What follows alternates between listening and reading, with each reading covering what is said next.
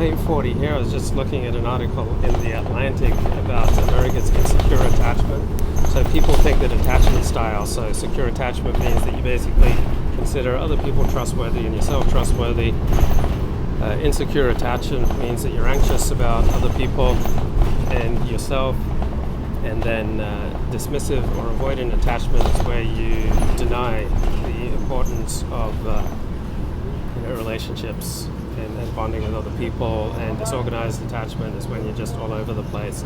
So I remember when I moved to America in 1977, my classmates and some of the adults, they talked about how I was insecure because Americans, particularly Californians, were much more psychologically sophisticated than I was used to in Australia. And yeah, it's probably right, insecure, but attachment styles are not static, right? So it's not like you're just fated to be secure, anxious, avoidant, or disorganized all your life.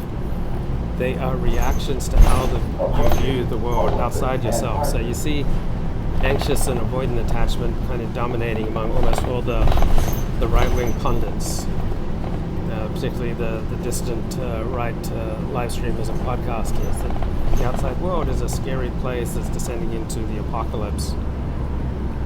And so as America becomes scarier, okay, secure attachment has plunged in America. And so along with trust in our institutions and just trust in our fellow citizens. So when did this decline begin? 1960s, right? With the civil rights legislation, right, Americans were robbed of their full rights to freedom of association. And so instead, the world became increasingly litigious.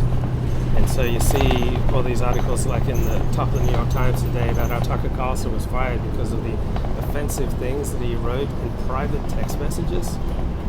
Like if you privately write to someone that so-and-so is a C word, big deal, that's like a private conversation. But the private has become brought into the public through litigation, which means people feel more anxious, right, and there's less secure attachment. So secure attachment in America has been plunging, along with social trust, because these are measures of how Americans view America, how they view the world around them, right? There's less reason for secure attachment, there's less reason to trust in our institutions, trust in our fellow citizens is plunging, and Americans are increasingly living alone, right? Because if you can't secure freedom of association, you're often going to choose spending time alone, right? If you don't trust the people that you're with, you're going to choose time alone. So people are spending more time alone, they're becoming more narcissistic, forming more parasocial relationships, less like social engagement. Americans think like, what's the point? Because they don't trust their fellow citizens and they don't trust the major institutions.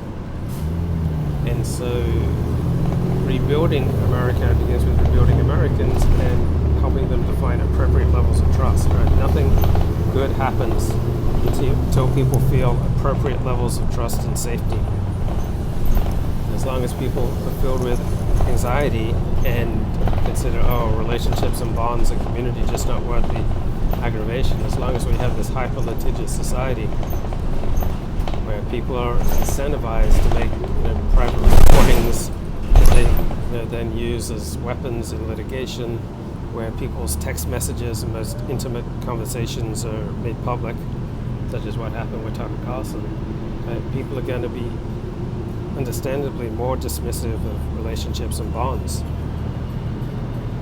Right? If I thought my friend was going to use our private conversations against me, I'd be much less likely to confide in a friend. So I think civil rights legislation certainly made America safer for some people, and it's definitely had many positive effects. So many people who were pushed to the margins of America now feel more included. The good sides to civil rights legislation, also significant downsides, right? The destruction of freedom of association, destruction of social trust, destruction of people's desire to participate in things, service clubs like the Kiwanis, now that they were forcefully desegregated as far as sex. So you used to have service clubs where only blokes could be with blokes, but now that's illegal. The only time really you can have some kind of club or group where just men can be with men is usually in some kind of traditional religious setting. So with the assault on freedom of association, with an increasingly divided America, much more diverse America, right? Diversity means that we have less in common with each other. So the less people have in common, the less likely they are to bond, less likely they are to trust each other, less likely they are to trust members of the same group, because distrust, like trust, is contagious, right? If you have all sorts of reasons to trust people, you will take that into life. I notice this with a lot of very high IQ people. I've been stunned about how trusting they are with relative strangers. And with their high IQs, they recognize the benefits of win-win relationships, not the opposite of zero-sum relationships. And so they often go into relating to other people with trust as a default. And until you burn them, right, until you let them down, they tend to be quite trusting even with complete strangers. And this is the type of attitude that creates a much better world.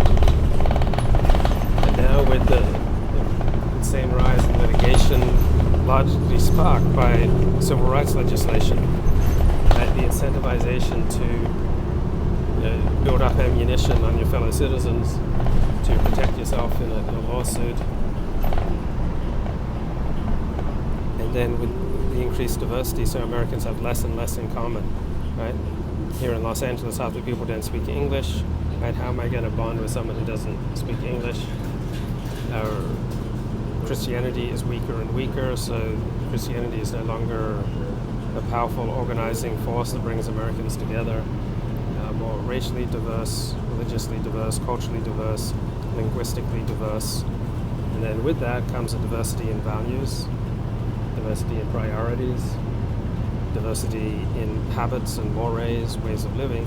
And all of these separate people, right? They diminish social trust, they diminish social cohesion, and that leads to a decrease in secure attachment, right? Your attachment level is how you view the world. Securely attached people feel that they can rely on others and others can rely on them. Anxiously attached people are anxious about it, and dismissively attached or avoidantly attached they dismiss the importance of relationships. They put an undue emphasis on freedom and think, hey, I don't need any relationships. So people are increasingly living in bubbles of their own narcissism, because they find that their regular, normal human relationships are just too scary.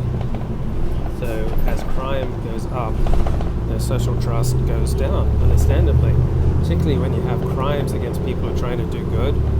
They stop and help someone whose car's broken down by the side of the road, and then they get murdered. But this has a massive repercussions, man. Yeah, it's lawfare. And we had that doctor who was just run over by that Jamaican accountant in Southern California a few months ago. So people pull their heads in. Do you have a best friend? Yes. That role, it's just someone I can confide in, someone I feel very safe around, someone that I can call or text or message, someone that I don't feel I need to protect myself.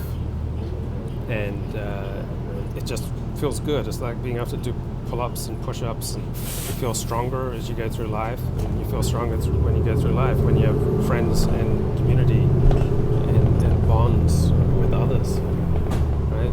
You can endure more pain, you enjoy more of the good things in life because you can enjoy them together.